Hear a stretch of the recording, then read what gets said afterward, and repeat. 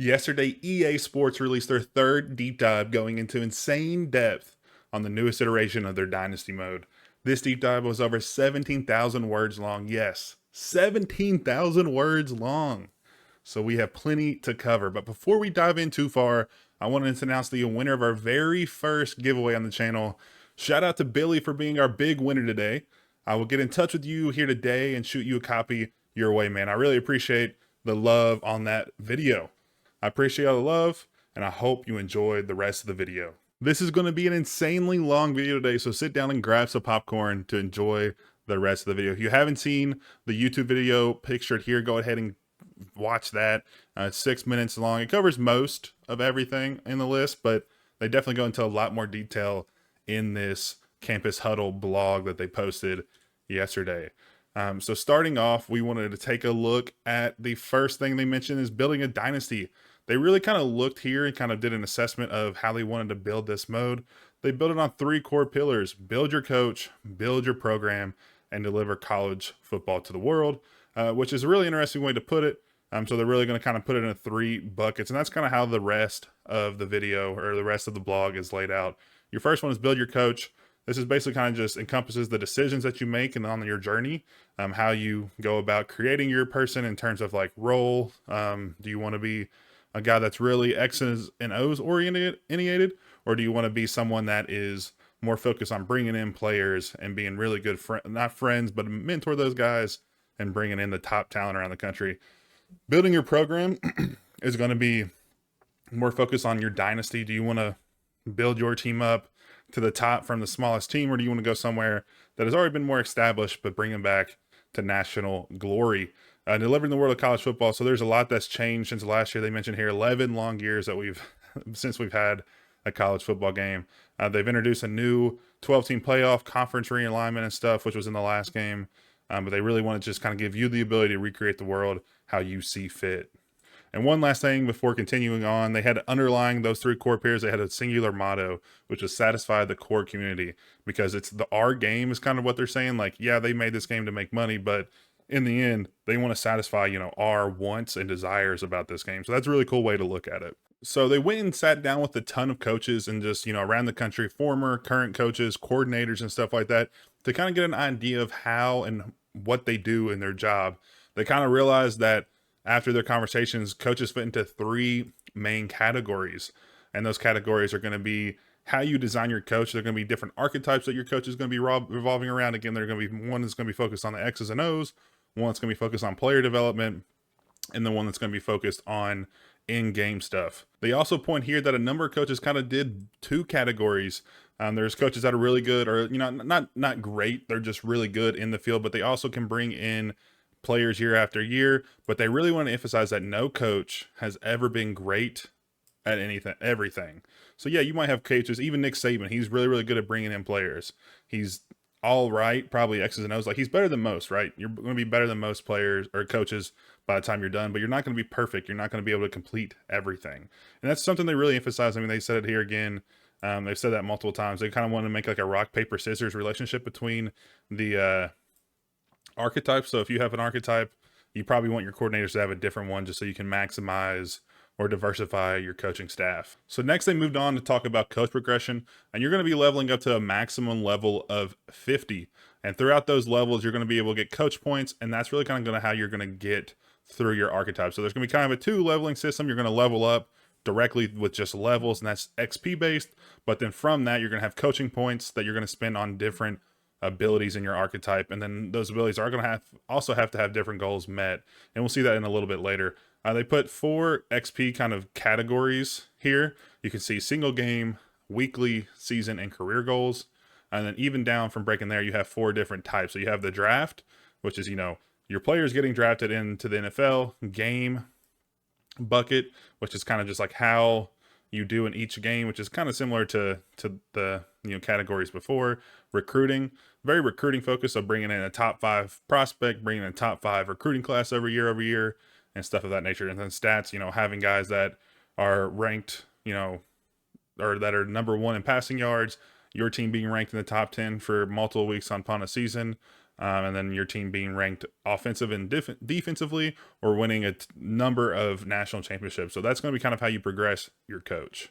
Picture here, you can see kind of the overview of your coach overview. You can see here the Joel burn down. He has first downs 198 times as has been completed. Experience reward is going to be 2. So they also mentioned that you're going to be able to progress quickly through some, but the ones that are really quick really aren't going to give you that much. So like you completed something 198 times, but you've only really got experience of like 2, I guess, XP points or 2 buckets of XP. I'm not sure how that breaks down. And then you can see here's a game view of it. Kentucky just scored a touchdown. Go Cats. But, you know, they got a first down up here in the top left and then passing touchdown as well. So you get more for passing touchdown, whereas a first down you only get 2. Oh, sorry. So the experience reward is how much you get for doing that. So you completed 190 times, so almost 200 times. You only got 400 experience, whereas you got 9 wins this season. You got 900 points for that. So doing stuff that is more significant will require you to do get more goals, not goals, more XP. And then next we kind of dive into the archetype a little bit more. So we mentioned earlier that was based on, you know, X's and O's, recruiting, and then mentorship and stuff like that. So you have one for recruiting, one for motivation. So again, player development, program culture, and then scheme, which is X's and O's. You can kind of see down here, they kind of show a picture. So the motivators on the left-hand side, recruiters in the middle, and then tactician over here on the right. This is, again, just to kind of break this down into kind of 3 different groupings. Rock, paper, scissors is kind of how you want to think about it. And within that, you're going to have 11 different archetypes to focus on. So I guess this technically wouldn't be the archetype. This is your backstory. And then from there, you're going to have 11 different archetypes you can focus on. You can kind of branch out and focus on all of them and just kind of level up a few levels on each, or you can kind of dive in further on one of them and get to the max. They also mention here you can have you can be a program builder or a CEO. So I'm not sure exactly how that will work. I don't know if program builder is going to be, you have to have a recruiter backstory, or CEO is going to be motivator. But once you get to this certain level, like these are like the top of the mountain. This is the top of the summit, Mount Everest. Once you get to the top of a certain archetype, you're going to be labeled as this, and this is kind of going to be kind of your nomenclature going forward. But it'll be probably many, many years before you ever reach that name. So next they just talk about how you level up. So again, you're going to get those coaching points that you get from leveling up your coach, and then you're going to dump those in through your archetypes to get different stuff. But they've mentioned here that to get a recruit archetype, you're going to need to sign 2 top 5 recruiting classes, but also spend 50 coach points, which is going to be from leveling up again. And that's how you'll get it. So you could pretty much, I guess you could steamroll the XP, right? You could get up to level 40 really, really quickly if you're on low speed, which is, that is something else. They have 5 different speed thresholds. So you probably will have something like really slow, normal, fast, and then really fast. So that's just how your coach progresses and gains XP. It'll be different. Rather than changing probably the amount of XP you get per event, it's just going to reduce the amount of XP per level. So you'll be able to probably bump through those really quickly on normal and even fast, and then slow is probably be pretty slow, but you'll still probably go through it. You know, you'll probably get 1 or 2 early on in the season, but then towards the end, you'll probably take a few seasons to get a level. But each time you get through one of those, you'll accrue skill points, but you're not just going to be able to do that. You can even see down here it has Master Motivator. You have to have 5 players drafted and then spend 50 on Motivator. So you don't have to spend it all at one time. So you can see 40 of 50 here, but you don't have to spend it all at once. So it looks like the person either put 40 in one time, 10 every week or whatever it is, and you can see it's 15 total also to spend to get to the upgrade. So it's a really interesting system. So you got to spend some points to upgrade, to be able to get the upgrade. Then I guess you got to spend more coaching points to get the upgrade. It's kind of an interesting system. We'll have to wait and see. I'm not really sure exactly how it works. But again, just to reiterate, you get points from leveling up. You put those points into an archetype. You complete different missions throughout your career, and then you can buy that archetype, which gets you different things like perks. And then from there, you can see the spider graph, which this is a really cool feature. They also mention later on that you can see all 3 of your coaches. So you can kind of see if you're really good at whatever this blue one is, and you're kind of all the way up here on your spider graph, and one of your coaches is, good on the other spectrums or a couple other things you'll see. You can kind of plan on, I guess, hiring and firing guys based on that.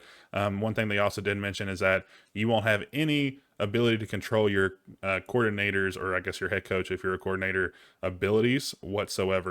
So if you hire a guy thinking he's going to go into motivation and then he just switches course and goes to recruiting, you're already good at recruiting. It's going to be like, well, do we want to keep him around because we're kind of doubling down on what we're already strong at, or do we want to go find someone else? Which, given being, I guess if you have three coaches really good at recruiting, you're going to get not triple the bonus, but you'll get a little bit of bonus each time. So I guess the way they said it, or the way they did set it, I guess, is that you're going to get a main boost for your head coach, which is going to be the biggest boost you get. But if your recruit, I guess your coordinators also are good in those aspects, it's going to give you like a minor bonus, something like probably like 50% of the coach's bonus and stuff like that. So that'll be interesting to see. So it'll be kind of game theory kind of system how you want to do it. So you may be really good at recruiting and you just really want to recruit the best players. You don't really care about coaching that much. And you just want to recruit top 5 players after top 5 players year over year.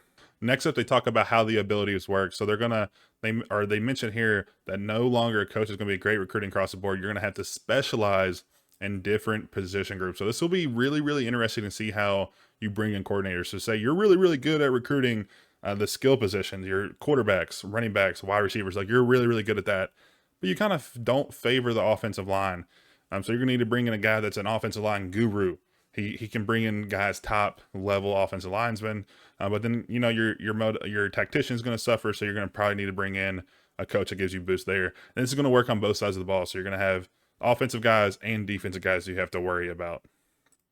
And then moving from there, you also have position-based boosts that affect the core gameplay. So in the Scheme Guru, they talk about archetype.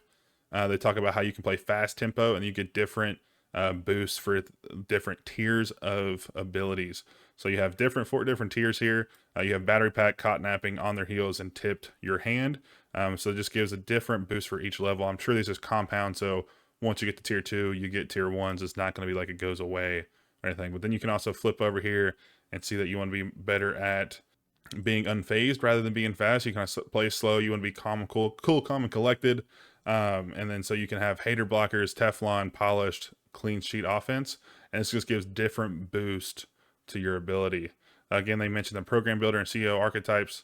They're kind of different and only available for head coaches. So you won't be able to get those like top tier archetypes for coordinators. But honestly, if you stay as a coordinator for 30 years, I applaud you because I feel like that'll be tedious and just kind of like why. Then they have a screenshot here of kind of what the abilities look like within the screen. So you can see here, this one's recruiter, and they're on the running game ability. And then it kind of has 2 thresholds. So you have like the generic recruiter stuff, but then you can become an elite recruiter. And that's the stuff where you're going to need to spend points, complete certain missions and stuff. And you'll unlock more abilities you can go into. And then you can see the 4 different tiers here. So tier 1, you have advanced look, which is for running backs and fullbacks. But running backs take less time to fully scout. So this is more of a scouting thing, which again, it's in recruiter, so it makes sense. But then tier 3, you have increased weekly recruiting hours for running backs. So that, the threshold was 50, but now you bump it up to 60, and then you can spend more time on them, but it doesn't bump up your total amount of hours. It just bumps up the threshold you can get to. So I mentioned it before, but coordinators are very, very similar to head coaches, albeit some archetypes you can't get because why would you need them as a coordinator? Those are specifically reserved for head coaches. But again, they're going to be very, very similar. You're going to have the same abilities. They're going to be independent. They're going to level up on their own accord. So again, if you go in for some guy and thinking he's going to be a really good recruiter, and then he switches his mind and becomes a really good tactician, maybe you need that, maybe you don't. So you're at the end of the year, you're going to have to worry about firing him or seeing if he, you can work it out and kind of steer the path. And maybe you switch up your skills and you move into a different area where you're not as strong as. And then following this, you get the climbing the coaching ladder. So everybody in the game is going to be worried about moving up the ladder. Whether you start a small school, you start as a coordinator, whatever it is, you're going to be moving up. And that's going to be really based on how you do during your contracts. Each person will be on a X amount of year contract. Coordinator is going to be stuck on 2 years. I think that's as long as you can sign. You automatically sign guys for 2 years. You can't be like, oh, this guy's really good, I want to sign him for 3 years. You can also, the contract doesn't mean much. You can leave at any point after the season. So if you have a 5-year contract, you can leave at year 1. It doesn't matter. It doesn't keep you at the team or anything. But in the contract, there's going to be different, missions that you have to complete. It's going to be stuff focused on, winning X amount of games, winning a conference championship, making the college football playoff, etc. And it's going to be based off your team's prestige and then how they've done in the past year. So if you have a team that's 0-12, they're not going to require you to win a national championship next year or that contract period. But if you take them to be, 11-1 for a few years, and yeah, they're going to bump up their expectations that way. And then they followed up with job security. So job security is a function of the ability to meet your contract expectations. And then it's kind of dynamic. So throughout the year, you'll have a set expectation. So you need to win 9 games. If you're halfway through the season, if you only won 3, then the more you lose, the harder it hurts your job security, because it fluctuates more the further you stray away from your goal. So if you're like 8 games through 10 seasons, your 8 wins through 10 games of the season, they're going to kind of give you the benefit of the doubt that you're going to get it. So your loss isn't going to hurt you as much as it would if you're only at 7 wins or 6 wins, because those games you really need to win to get closer to your goal. Something that's really interesting is at the end of your contract, the school will evaluate whether or not they want to extend your contract based on your performance. If you are offered an extension, it's going to notify the school has decided to extend your contract, and it will be automatically accepted. So this is why it doesn't really matter if you get an extension, because it automatically accepts it. If they give you the extension but you still want to leave, you can still quit your job and go find another one. It's not going to keep you at that school just because they extended you. So they bring back the coaching carousel. This is one of the favorite things that you could see in NCAA 14. It was a little bit shallow, and it kind of didn't work the best because you had to go through and accept or deny each single job to see all the jobs that were offering. So they changed that. So they kind of go in and talk about the 21-22 season, where top, coordinate or top head coaches left 2 high-profile jobs at Oklahoma, and then, or they say LSU and USC. So those coaches left to go to accept new jobs, and then that opened up the door for other people to leave high-level jobs, and it was kind of a cascading domino effect. So they wanted to, bring that to this game and kind of really dive into the chaos that the coaching carousel can be. So going on from the conference championship week, it'll last 4 weeks, and you'll have the ability to find jobs, take jobs, but the thing is, they're not all going to be the same every single week. So there's a picture here. So week 1, you have the coaching series. So there's only 4 jobs open. Week 2 or whatever this is, I would assume it's week 2. There's more jobs, but you can see the Toledo job is no longer up here because it's been accepted. So week over week, the 4 jobs you're going to see here won't be there because they mentioned that the top candidates, one of these 3 top candidates will take one of these jobs. And then that's kind of how you can game theory it. So say, oh, I want to coach at Oregon State next year. Their coach is here, and he's their top priority. So if he really wants to leave and take this job, he will. And then you can slide in next week and take the Oregon State job. Not mentioned here. So who took that job? I'm not sure.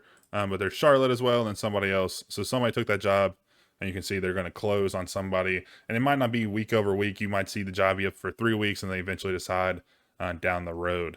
And that's kind of how they built the domino effect. So once one coach leaves, that job will open up, but then more people will be competing for it, and then it'll go down from there.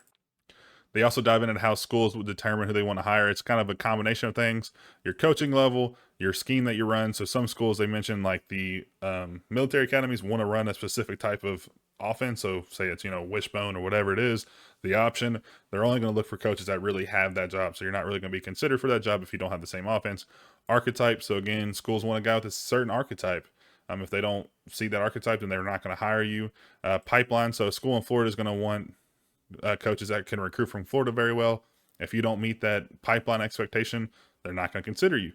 And then coach prestige is another thing, is, how many times or how often do you complete your contract goals and stuff like that. So that'll be interesting. And then that all gets summed into a school fit score. And that's kind of how they go through creating their top 3 list. So if you're in that top 3 of that school fit score, you'll be there. And then you have the option to accept the job in the coming weeks. So during college championship week, you can also have the ability to fire your coordinator. So again, if you don't like what they're doing, or don't think they're performing to their best abilities, or just don't have the right abilities for you to progress in a different area, you can fire them.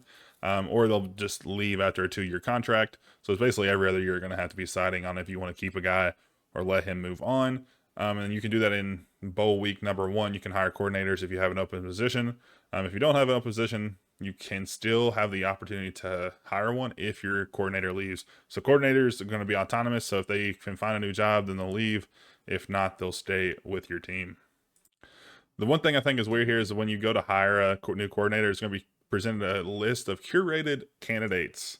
This is going to be chosen the same way the AI gets their logic, and it's going to be kind of geared towards your team, what you need and stuff like that, which is interesting. I'm not sure if I love that. I wish they would just give you a list of 150 coaches and just let you scroll through. Yeah, it's time consuming, but you can get filter lists and go search for a guy. Like if you really, really want a guy that's good at 3-4 base scheme, then you can go get him. And obviously the AI is gonna be able to give you that. That's pretty basic, but it'd be cool to just be able to filter through some guys on your own and not have to have the AI do it. Another thing that's pretty cool is that they allow you to make a coach and job offer, but it's not a guarantee they'll accept it. So if you offer them a job and they're like, I don't really want to go here, and they'll pick somebody else, that'll be interesting to see. So you could be like, oh man, this coach is really good, I really want him, but then you don't even get him. So that's really interesting. So they also show some pictures here of staff management. So you can see there's a head coach, offensive coordinator, you want a defensive coordinator right here. And this is kind of a list they'll go through, and they'll kind of show what their position was at what school, what schools are interested in this coach and stuff. You can view their talent tree, and then you can obviously hire or offer the coach here as well. And you can, you offer Danny White. He's a level 14. You can see their level, which is cool, their base schemes and stuff. And you can kind of see, and they'll get offered here, and you'll see them showed up after. Next up, they have building your program, which is they talk a lot about recruits in this section. They just talk about how they talk to former coaches, players, recruiting experts, and just talked about how rosters were constructed in this current area, how their motivations have changed, the player transfer portal and how that's affected things, and then also how people want to play at bigger schools or smaller schools and stuff like that. And then they also talk about like the area players are from. So you're going to see that 5 stars, 4 stars, blue chip guys are going to be in certain areas of the country. They also mentioned like different areas will have different types of players. So like California is really known for quarterbacking, and then East Texas is really known for big physical wide receivers. So if you go to East Texas, you're going to see a lot of big 6'4", 6'5" wide receivers. If you go to South Florida, you're only going to see guys that are 5'10", but they're going to be fast as lightning and stuff. They still will produce really good players, but they're just going to be a little bit different physical ability and stuff of that nature. They also mentioned that they want to land 4 core goals when building your program. It's going to be humanize recruits, differentiate regions based off player caliber, quality, and the type of players you get from that area. Represent different resources available to schools and top schools. So, the top schools like Alabama, Texas, Clemson, and Ohio State are going to be able to blanket the country with recruits, whereas your smaller schools like a Wyoming or a Utah State are going to be more regional, more located. They might get guys from different parts of the region, but it's not going to be a consistent thing that they do every single year. And then they make the transfer portal feel as authentic as possible and unpredictable as possible. So those are the big 4 things they try to do when you're talking about building your program, recruiting transfers, and stuff of that nature. So this year they're bringing stage recruiting, which is going to be broken down to 3 stages: discovery, pitch, and close. Your discovery phase is when you're going to be kind of learning about the player, finding the players you want to put on your recruiting board, and it's when you're going to do the scouting. So and then from there, you're going to have the pitch. So once you get to the top 5 schools, you're going to be able to give a pitch, which there's a ton of different stuff I will cover in a second. But basically, you're going to give a pitch to the recruit why you should come to your school over the other 4s. And then from there, you got to close the deal. This basically just, offering a scholarship, bringing them to your school, and stuff of that nature. And then they go on to talk about how schools are structured. So you're going to have 14 different categories, and you're going to get a school grade from a D- to a A+, how you rank in these 13 different things. Very similar how the NCAA 14 had different, school grades and stuff like that. It's a little bit more limited than those. You have playing time, playing style, championship contender, program tradition, campus lifestyle, stadium atmosphere, pro potential, brain exposure, academic prestige, conference prestige, coach stability, athletic facilities, and proximity to home. They kind of just talked about how you can be really good to some players in these areas, like proximity to home. If you're based in Florida and the guy wants to play in Florida, you'll get an A+ there. But if he's from Wyoming and wants to play in Wyoming, you're going to get like a D-. And then some things will change year over year. Proximity to home is going to change player to player. Athletic facilities may change year over year. Coach stability is going to progress as you remain there for 4 years or longer. So I guess it'll probably be something like a D to a C to a B to an A based over those 4 years. And then it goes, pro potential is one that'll change year over year. If you put 4 guys in the first round last year, you're going to be A+. But if you haven't put a guy in a draft in 4 years, you're going to be a D-. And then they give us a few screenshots here. You can see here Stanford, they have an A+ in academics prestige, obviously, very smart school. But then they have a C- in championship contender, whether that's, conference championship or national championships. They're not very high, and they're not going to compete very often, but they do show you how you can improve. So Bud Elliott's blue chip ratio. So that's basically just, recruiting 4 to 5 guys, 4 to 5 stars to your team. So the more the guys you recruit to those, your ratio will go up, and then you'll get a very good impact here. And the current media poll ranking. So this one's going to change every week. If you're doing really, really good, you're going to move up the rankings. If you do really bad, you're going to fall down the rankings. So this will have a high impact on how you can improve your score in those areas. It used to be very ambiguous, but then this year's game, they're trying to give you as much info and to just allow you to improve your team and your program throughout the years. Something that I also think is cool is you're trying to make everything on one screen. So you're going to have a weekly recap. You're going to have a recruiting update, coach XP goals and stuff like that, and then my school update. So you're going to see how your school progressed week over week. So you can see here, Arizona State went up to a B+ on program tradition. So that's really, really cool. This also, I think, shows how your players are at risk of losing your players. So that's another thing you're going to have to do is recruit your players that are currently on your team. So a championship contender. So a lot of these guys want to play for a championship team, and you're not meeting their goals. So their risk of transfer is very, very high. Whereas if you get that up to like a B+ or even an A, these guys are not going to transfer for that reason. They may transfer for a different reason, but they're not going to transfer for that one. I mentioned a sec ago about where recruits come from and how they're kind of made up. There's going to be 3,500 recruits every single season, which is an insane amount of guys, but that's going to be how many you need to kind of replace the guys that leave every year. Some years you're going to have great quarterback talent. Some years you'll have really good middle linebackers, but every year is not going to be the same. And they kind of want to, differentiate every single year from one another. So if you don't need a quarterback one year, but you can see that there's just a ton of talent in the system and you're going to need it the year after, maybe you dive in and try to get a quarterback that year just to kind of shore up your quarterback room. And then again, they talk about how different players from different areas are going to be a little bit different. Southern California, known for producing great quarterback talent, while East Texas is, again, for big wide receivers. And they just talk about how people can still be great, but they're going to be a little bit different from around the country. And then what recruits care about is their next thing. What recruits care about, there's going to be 14 different motivations that the recruit will care about. They'll care about 3 of those 14. So if they really want to come to your school because they're a 2-star, and because they want to focus on academic prestige, being close to home, and then another one, they're going to be more adept to going to a school that has those things and they're really good in those areas. They also talk about how a 5-stars really cares about moving on to the NFL. So they're going to care about things like the NIL, championship, and then draft results. But as 2-stars, not probably going to go play on Sundays. So they're going to be focused on, getting a job outside of school. So they're going to be focused on going to school, actually doing the classes, playing time, probably not. And then probably being close to home and stuff of that nature. They want to be close to family because they're not going to be playing on Sundays. Another thing they mention here is the ideal pitch. The ideal pitch is how you get a lot of points to recruiting guys. It's basically like one of the 3 motivations is going to be really, really important to some guys. So if you can pitch one of your pitches to kind of fill in that void, they're going to be really, really happy with you, and they're going to get a lot of bonus points towards recruiting with them. Next up, they talk about the recruiting pipelines, which is a little bit different than NCAA 14. They're still 50, but they're not going to be 50 states like it was then. It's going to be very similar to kind of how populated some areas are with recruits. So they talk about Florida specifically here. That's going to be broken down to North Florida, Central Florida, and South Florida. So you're not going to have to recruit just Florida, and you're going to, be very good in recruiting Florida. You're going to have to recruit one of 3 areas. You're going to recruit all 3 areas if you want to have guys from that state. So it'll be interesting how that goes. I think it's really good because then, Florida, Texas always produce really good talent. They're going to have the most 4 and 5 stars. So breaking it up to 3, 2 to 3 areas. So a team will have to focus on both of them rather than just one will be kind of interesting. Schools will also get bonuses for being very, very good.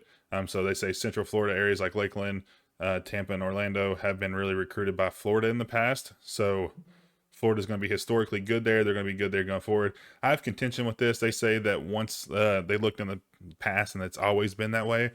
So they've kind of just locked it in. So Florida's always going to have a tier 1 recruiting influence on Central Florida, whereas a team like University of Louisville Monroe is not going to. They're going to be tier 5, which before I get ahead of myself, they're going to have 5 different tiers of how each team does in a certain area, and you're going to get boosts to recruits based on that. So that's not going to be able to be, dynamic. It's going to be stuck for the 30 years of your dynasty. Florida's always going to be good there no matter what, whether they're 0-12, 12-0, 6-6, it doesn't matter what it is. Florida's always going to be good in Central Florida at recruiting those kids. They follow this up with talking about stage 1, which is discovery. They talk about how you're going to recruit guys and how you're just going to kind of discover different things. They kind of have a predetermined AI generated list, but again, in this one, different than the coaches, you can go in and search for guys specifically and how you want to look at that. And you'll have your prospect list, which is going to be 35 guys. You'll have 35 scholarships as well, and they'll be broken down in different positions. You can see the ranks and all this different great stuff if it's in your pipeline or not, and you'll be able to get a quick glimpse of who the player is, what they look like, what their deal breakers are, and where they're from. You'll also be able to see the team needs, and your team needs are going to fluctuate year over year and even by scheme. So your scheme's going to fluctuate how many players you need in that specific position. Past specific stuff is going to need up to 10 wide receivers, whereas a more run-oriented thing is only going to need 6. And that'll be interesting to see. So if you bring in a new coach and he has a different passing scheme, and you're like, I want to change to that, then you might need to recruit 4 to 5 guys, or you might need to let a couple guys go so you can recruit somewhere else. And it'll be interesting how that goes. I mean, most people don't change their schemes throughout their time as a coach, but sometimes you might want to. Recruiting hours is how it's going to be the currency of how you recruit a guy. So you're going to start off with an X amount of stuff. Small programs are going to be relegated to 350 for 1-star. And then for a 5-star program, you're going to 1,000 recruiting hours. And basically, everybody gets the same currency. Everybody has, same amount of hours in a day. And this is just kind of show how bigger programs can spend more money on people to go do things. So places like FSU are going to have 50 guys running around recruiting guys, whereas places like FAU are going to have 10. You're just not going to have enough time in the day to go recruit guys. And so as you progress your program through the ranks, you're going to get more and more, and you're going to get better and better. And in terms, you're going to get more funding. That's kind of what they're saying. They talk about the recruiting board again. Let's kind of give you a quick overview of that. And they give a little bit of a different picture and kind of showcases a little bit more in-depth view. This goes to the recruit. You can kind of go in to their actual recruiting page, and you can see their overview, recruiting, and then scouting. So this guy scouted 0%. I'm not sure exactly why they're recruiting him so hard, not even knowing anything about him. But it's kind of cool. You can see it's very colorful compared to NCAA 14. That was very black and white. This one, you'll see the colors of the teams, their pipeline tier. You can even see what pipeline, what tier they are in the pipeline for each of the other schools. You can kind of see where they're at in moving on to the next level. And I think once this one team gets to the next level, it'll move the top 3 guys and close off the bottom, how many ever are left. And that's kind of what they broke it down into. It's top 8, top 5, and top 3. The more points you put in, the quicker you'll get through this. Some guys will commit really early. Some guys will wait to national sign day. Some guys will do early sign day. It'll be kind of interesting to see. You'll see a bunch of influx of guys throughout the year. You're not just going to get everybody on week 5 or 6 like you used to. And then scouting they jump into, which is really, really cool system. They're going to have the 4 different tiers, which is going to be unscouted, partially scouted, mostly scouted, and then fully scouted. So unscouted is very obvious. You just haven't scouted the guy. Partially scouted is going to be, step 1, and you'll kind of get an idea of their skills. So you'll have a bar from 0 to 99, and then you'll have a gold zone, which is 25% of their bar space, which is going to tell you, hey, this guy's skill is within this 25%. Which I think is really, really cool. It kind of gives you an idea, but doesn't really tell you exactly what it is. So it's kind of dissimilar to NCAA 14, whereas NCAA 14 gave you the exact one, but of a couple. And you had to recruit them a couple different times to get to the 100%. This one will give you a bunch of them, or one of them, or a few of them, and they'll kind of give you an idea. Mostly scouted will give you the same exact bar, 0 to 99, but it'll be 10%. So you might want to stop here and be like, oh, he's within 10% of this area. I think he's good enough. And then fully scouted will give you the actual attribute score, and you'll discover abilities, mental abilities, and then development trait. Development trait is only going to be discovered here. I can pop this up. Development trait is only be discovered if you have a certain ability, which is the minor your ability in the strategist item. This we'll cover later, but basically development trait is how quickly a player will develop once they get to your school. Abilities, well, you have up to 5 abilities. These are physical. I don't know why they call them disabilities. And then mental abilities are going to be 3. Mental abilities are going to be stagnant. So this is going to be really important to get this guy have really good mental abilities, because they are not going to be able to change the bronze, gold, silver, platinum levels. they're going to be stuck. So the boost is going to be the same. Physical abilities are going to be able to be developed as you develop the player, though. So that'll be interesting to see. They also go on to talk about busts and gems. So they brought that back. But this year, I think it's a little bit more streamlined. For example, they have a 4-star bust who's really a 3-star quality prospect. But then you have a 4-star gem that is really the skill of a 5-star player. And this is going to kind of just give the benefit to smaller schools. So if you're really, really hard in this 3-star player and he turns out to be a gem, he's really going to be playing like a 4-star, but everybody's going to view him as a 3-star. And as a kind of coach show that some guys fall through the cracks. Obviously, the top 5 stars in the country are going to be very, very obvious. They get the most coverage and stuff. They may not be the best players technically, but somewhere along the way they have been thought of as that. So that just kind of goes to show that, like, even though you're recruiting 3-stars, you might get a diamond in the rough and get a really good 4-star. The way they word it here is that it's only going to go up one level. So you're not going to see a 2-star turn out to be a 5-star. It's not going to be like that. A 2-star could be a 3-star, but they're not going to be able to be, a 4 or 5-star down the road. And then talk about how you're just going to find the ideal pitch. You want to find the ideal pitch so you can get the most points every single week to the player. And then they talk about the 5 recruiting actions as follows: offer a scholarship, search social media, DM a player, man. DMing players at 3 a.m. is canon in college football 25, which is hilarious. Contact friends and family and then send the house. So this is kind of just how you get more influence on a guy. If you want to kind of DM him and be like, hey, you should come to our school, and he'll be like, okay, I'll think about it. But then you contact his friends and family and they're like, hey man, you should really go to school. And then he starts thinking about it. He's like, yeah, I really should go to that school. And so you'll start moving up the rankings.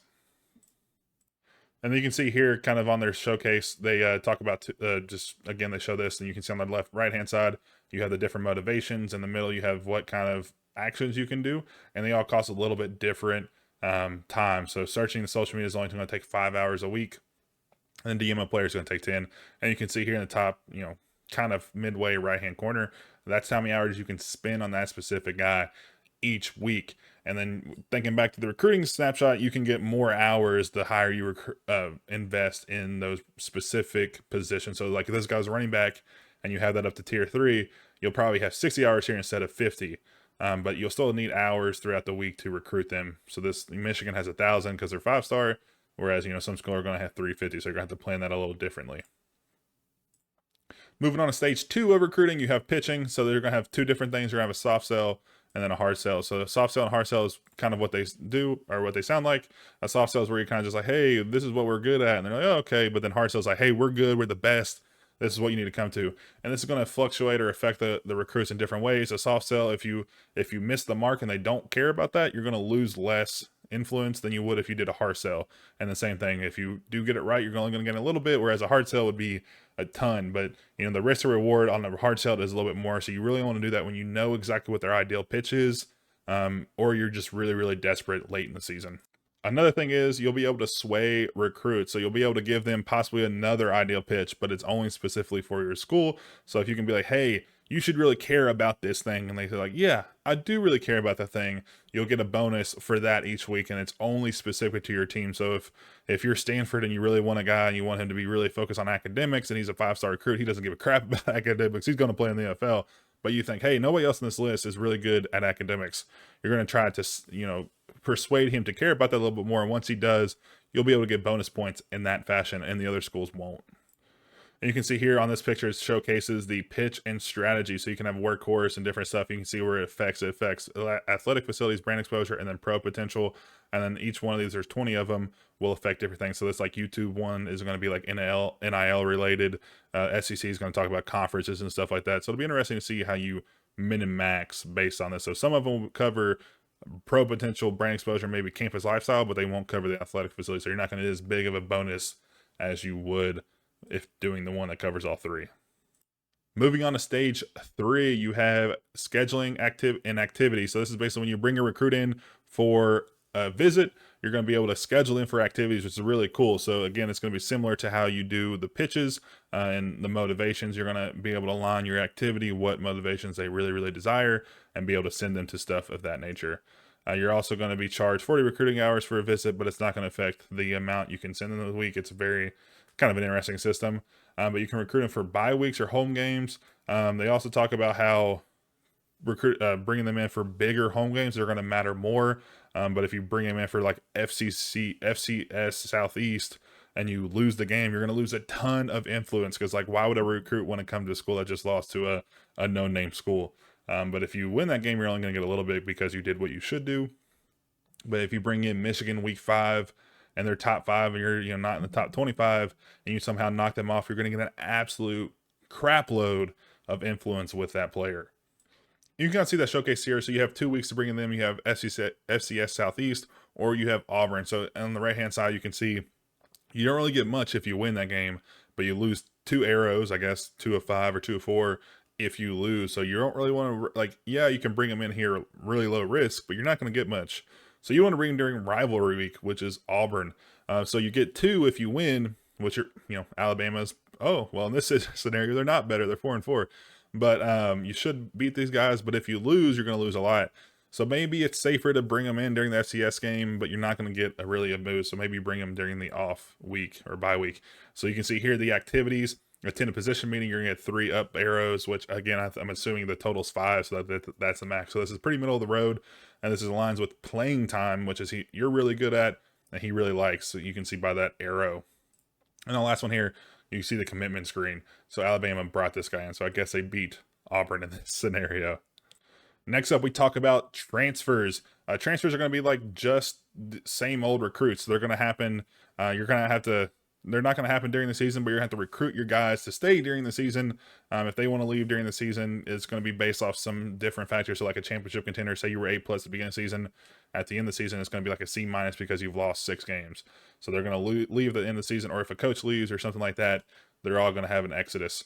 There's going to be some times where you're going to be not really affected at all. So you're not going to lose 2 or 3 people all season or during the offseason, but sometimes you're going to lose like 15 guys. 6 of them are going to be your best starters and stuff for whatever reason or another, and it's going to be kind of random. So you're going to have to watch out for that. So you're going to have to basically please everybody that's currently on your team, make sure guys that are coming in at a routine rate and stuff of that nature. And once you get to the offseason, they're going to be very similar to recruiting. They're going to have their top schools. They're going to have their wants and desires, but the only thing that's not going to change is their deal breaker. The deal breaker will be the same throughout their career. If they've always wanted playing time, they're going to have playing time as a transfer junior. Say you brought in a new guy over top of him because it was the best freshman you've ever seen, and he's a 90 overall, but the guy that's starting is an 88, and somehow he just fell out of the starting role. He's probably going to transfer at the end of the season because he wants to go play somewhere else.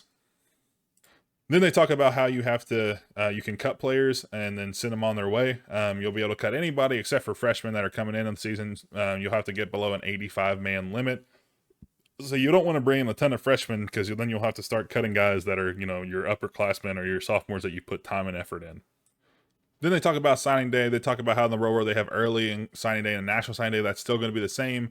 Early signing day takes place at the start of bowl season after the regular season has been completed. And the national signing day takes 7 weeks after the championship. So you're basically going to be recruiting, I guess, all the way up until that point. Some guys are going to commit early in the regular season. They really want to go to Alabama, so they're going to commit to Alabama. Some guys are going to wait until early signing day because they're like, I don't know who I want to go to. And then some guys are going to probably string it out for one reason or another till national signing day. So you'll kind of have 3 different areas you'll see guys sign in, which I think is really, really interesting. Once you bring those guys in, you'll be able to do positional changes. That'll take place right before training and stuff. So you'll be able to, positional change a quarterback to a running back if you want or whatever you want. But then they also still have athletes, so you'll need to trade those guys. If you forget to change your athletes to something, they're going to get auto-assigned to a specific position.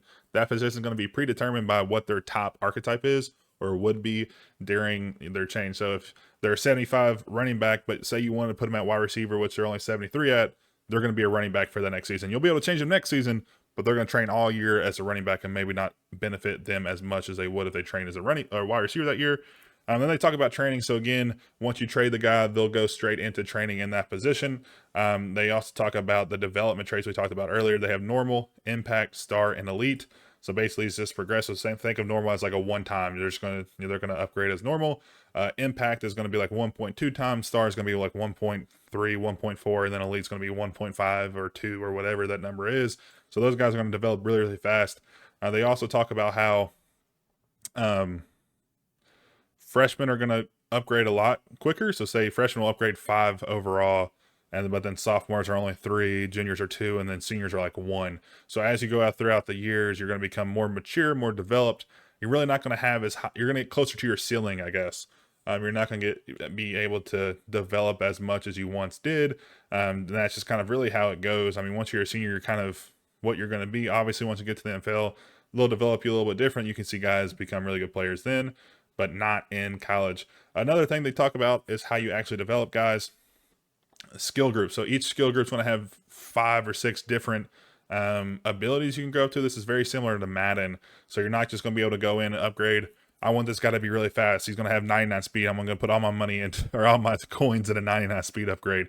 That's not how it's going to be. You're going to have different groups. So you can see here on Quinshon Judkins, he has elusiveness, hands, IQ, route running, power, and quickness.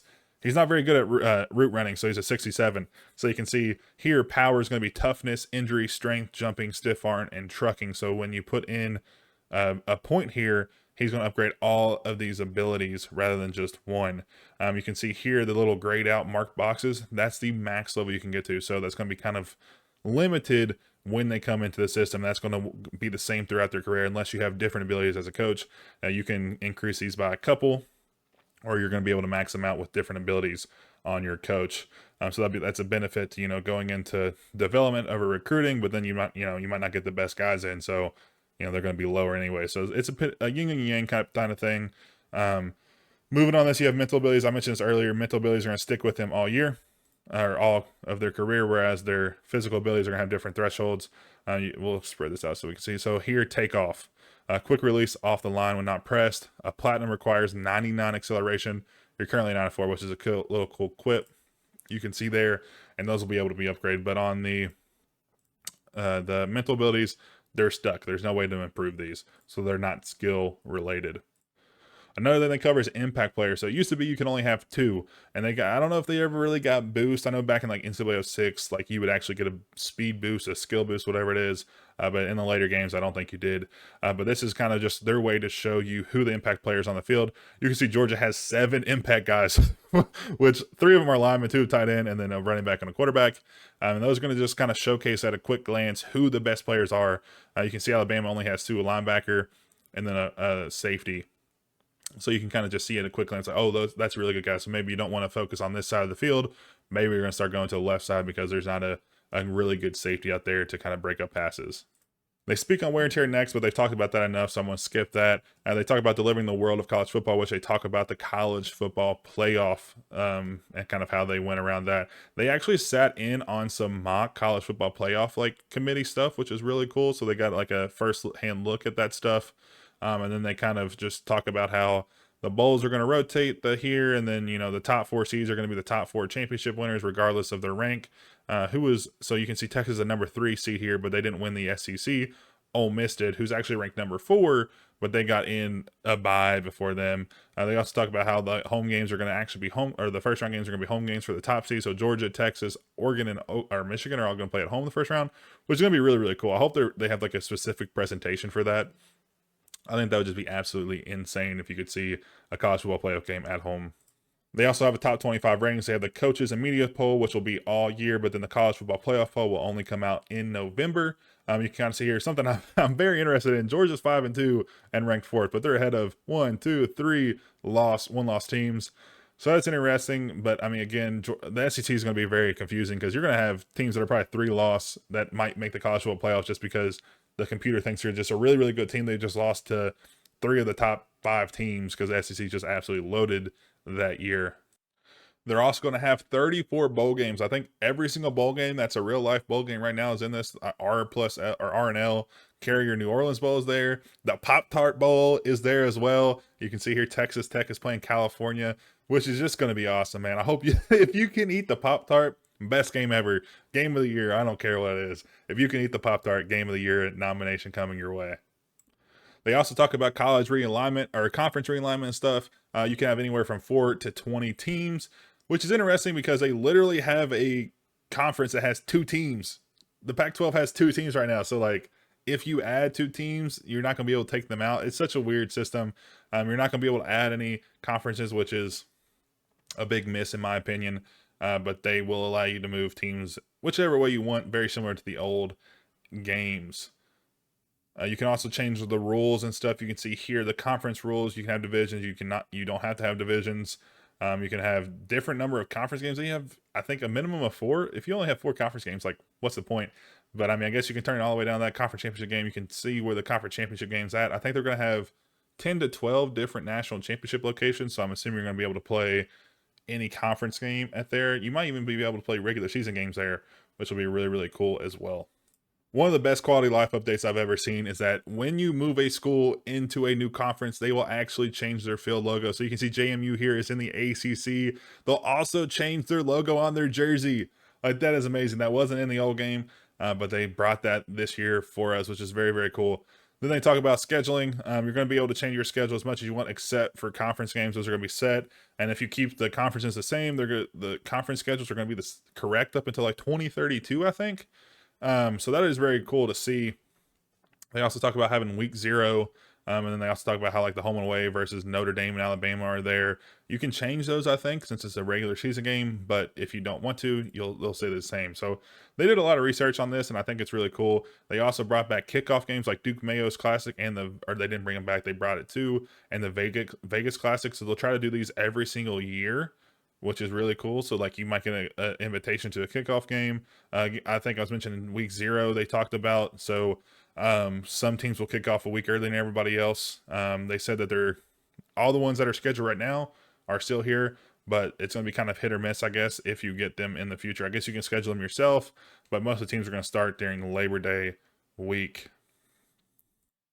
They also talk about how they have 2 different cast to do this. So they have Reese Davis, Jesse Palmer, and David Pollock for 90% of the games. But then the game of the week is going to be called by Chris Fowler and Kirk Herbstreit. So that'll be cool. So most of your games will be called by the generic team, but you'll have like the big momentum ones that are going to be Chris Fowler and Kirk Herbstreit. And they went over the scheduling, just talked about how you can schedule basically anybody. And then they bring up Team Builder. You'll be able to have 16 Team Builder teams in an online Dynasty. So you can play with 16 of your friends. You can all have a team. But if you have 32 teams, you're not going to be able to have everybody have one. So that's really cool and really interesting to see. And then they also have real life red shirts. That is so cool, man. Like, you're going to be able to play a freshman, or I guess really anybody, freshman, up to 4 games his first season, and then redshirt him at the end of the year. Like, that's so cool. And they're just going to automatically apply. So if you're like, oh, he's played him, and then you forget to at the end of the year because, it's probably a couple days later, unless you're going to be like me and play like 3 seasons in one day, you're gonna be able to automatically redshirt them, so you don't even have to worry about it if you forget it at the end of the year. And then they talk about hardware. They're gonna bring back the Heisman Trophy. They're gonna bring back other awards. You see the screen here of Dylan Gabriel winning the Heisman. Is that a prediction? Who knows? He was in our top players for this year. But then they also have other ones. They have All-Americans as well. They have the Unitas Golden Arm Award, Luke Rosa Lombardi. So they'll have all the awards that were in NCAA 14.